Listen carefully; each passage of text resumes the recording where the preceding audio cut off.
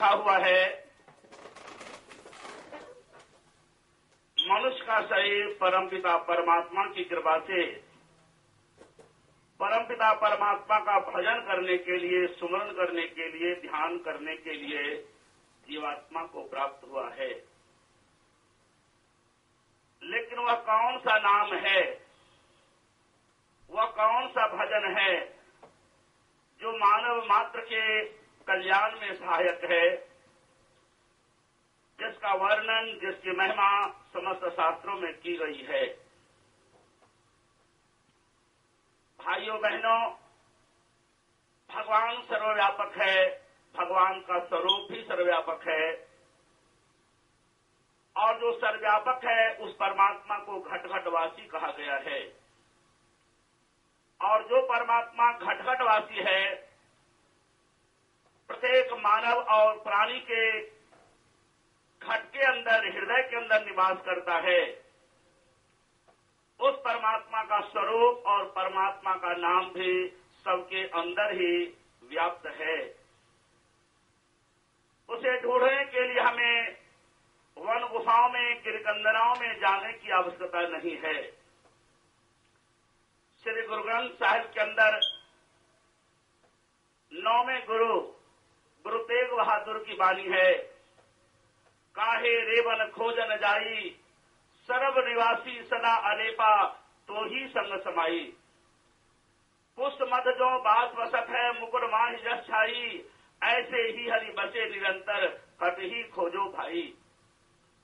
अंदर बाहर एकहु जानो, यह गुरु ज्ञान बताई, जन नानक बिन आपाची ने, मिटे न भरम की काई। काहे रेवन खोजन जाई, सर्व निवासी सदा अलेपा, तो ही संग समाई।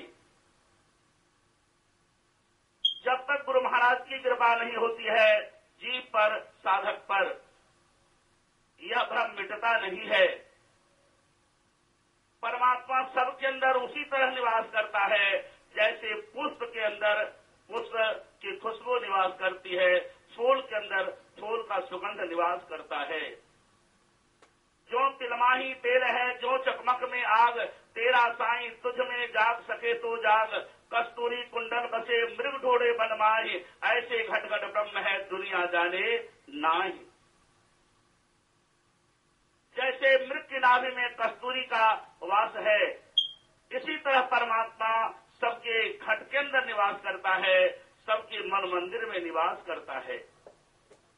और इसीलिए आप लोग यहाँ भजन सुनते हैं, यह तन चलता फिरता मंदिर है, भगवान तुम्हारे अंदर है।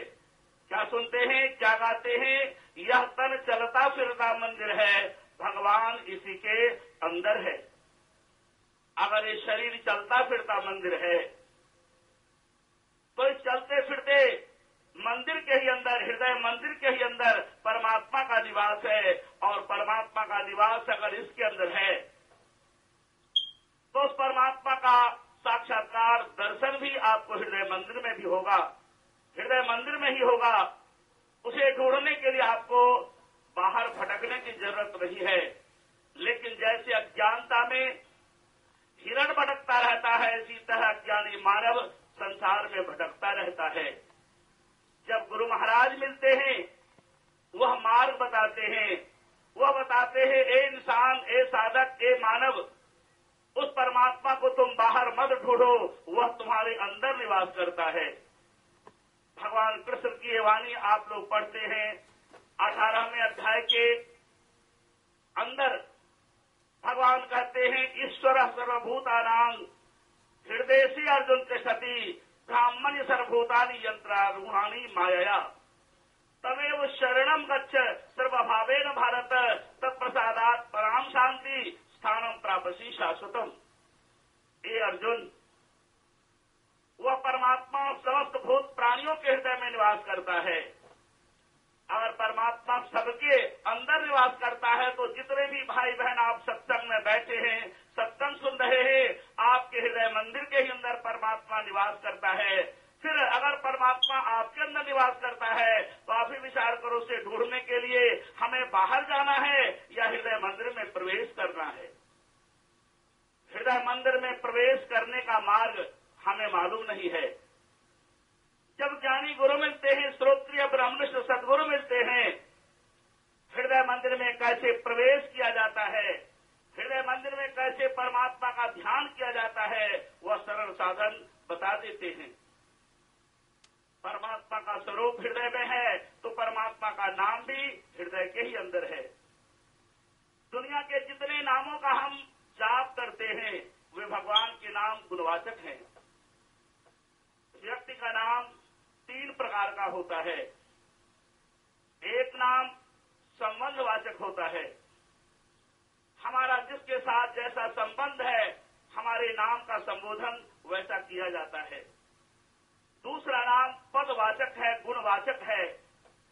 जिन गुणों से आप संबंध रखते हैं, जिन पदों पर आप आसीन हैं, ऐसा पदवाचक या गुणवाचक नाम आपका होता है। अगर कोई डॉक्टरी करता है लोग उसे डॉक्टर कहते हैं। अगर वह विद्यादान देता है उसे शिक्षक कहते हैं, शिक्षा देने वाले को शिक्षक कहते हैं। मास्टरी करने वाले को मास्टर कहते हैं, वकालत करने वाले को वकील कहते हैं। लेकिन वकील, मास्टर, शिक्षक, डॉक्टर ये मूल नाम नहीं है, ये पदवाचक गुणवाचक नाम है। एक नाम आपका भाई है, बहन है, पिता है, माँ है, पति है, पत्नी है। आप इन नामों से संबोधित होते हैं, लेकिन किसी का नाम पिता नहीं होता, किसी का नाम माँ नहीं होता, किसी का नाम भाई, पति, पत्नी नहीं होता। ये रिश्तावाचक नाम है। जिसके साथ जैसा आपका रिश्ता है वैसा एक नामकरण आपका हो गया, लेकिन यह मूल नाम आपका नहीं है। लेकिन एक नाम यथार्थ है आपका।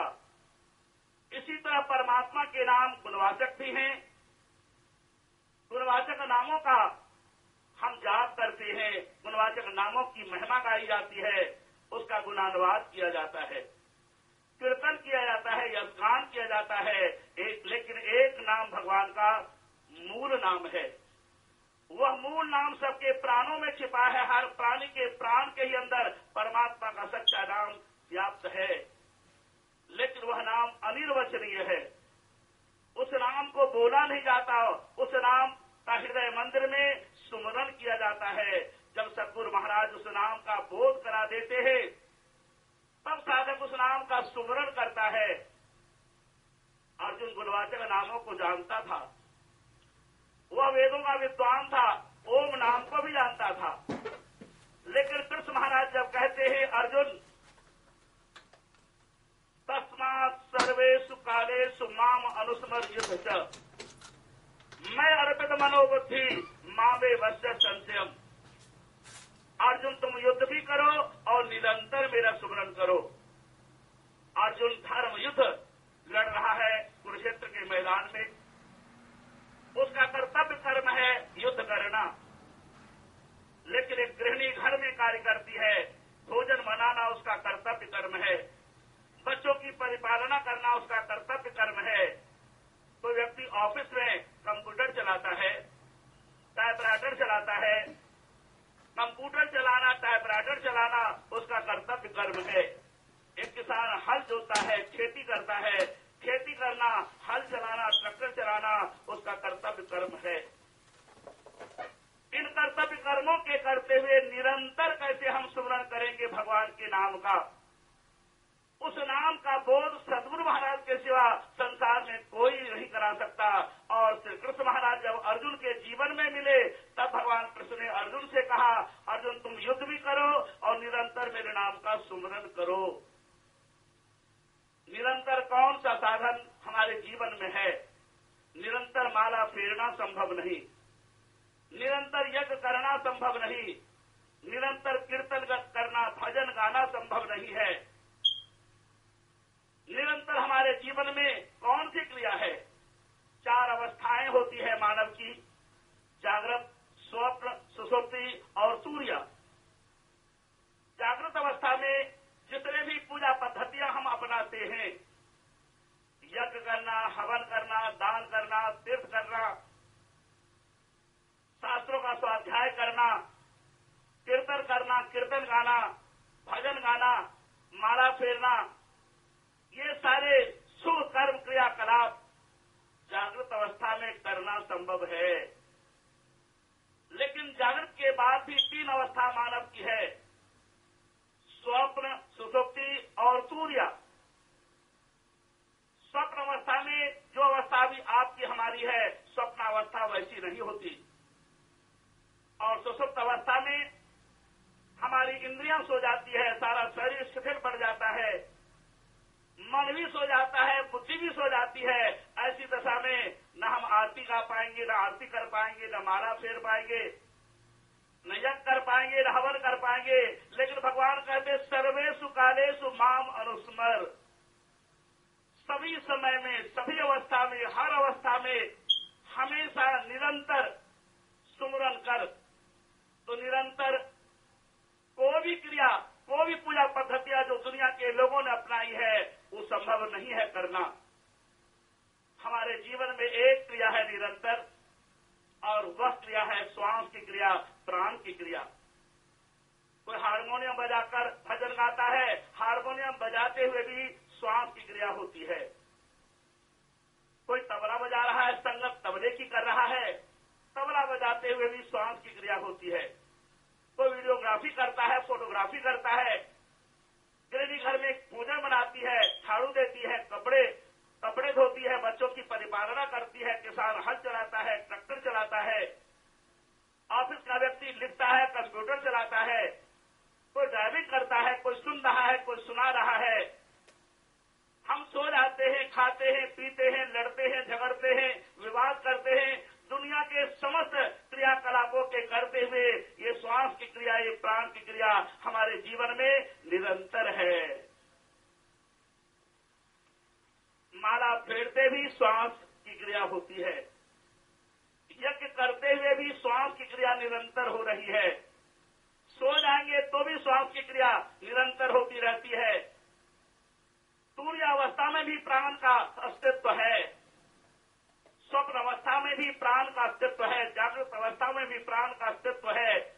ये श्वास की क्रिया, ये प्राण अपान की क्रिया निरंतर है, और मूल रूप से भगवान का सच्चा नाम इस प्राण के ही अंदर, श्वास के ही अंदर छिपा हुआ है। लेकिन उसका मर्म सदगुरु महाराज के सिवा कोई नहीं बता सकता। माला कर से फिरत नहीं है, जीवन वर्ण उचारो रे। गुरु महाराज के सिवा इस नाम की शिक्षा को, नाम को कोई बता नहीं सकता। इसलिए शास्त्र के अंदर इस नाम की विशेष महिमा गाई गई है, और गुरु महाराज इसके मन को बताते हैं। इसलिए गुरु महाराज की शरण में जाकर नाम को जानना चाहिए। नाम दुनिया की सबसे बड़ी शक्ति है।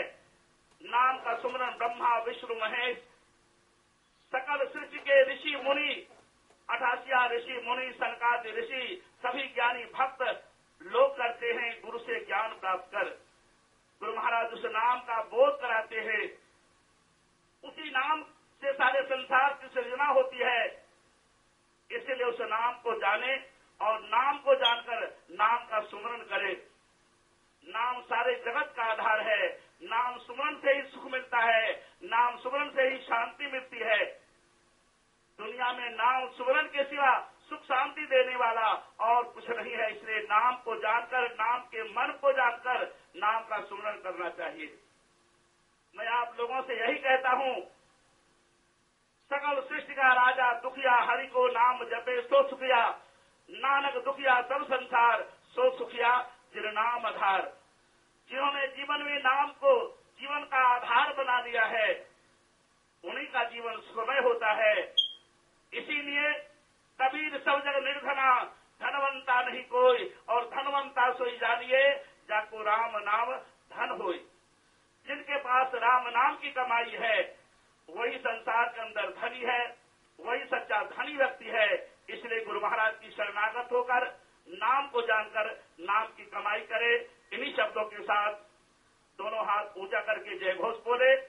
बोलिए सदगुरुदेव महाराज की।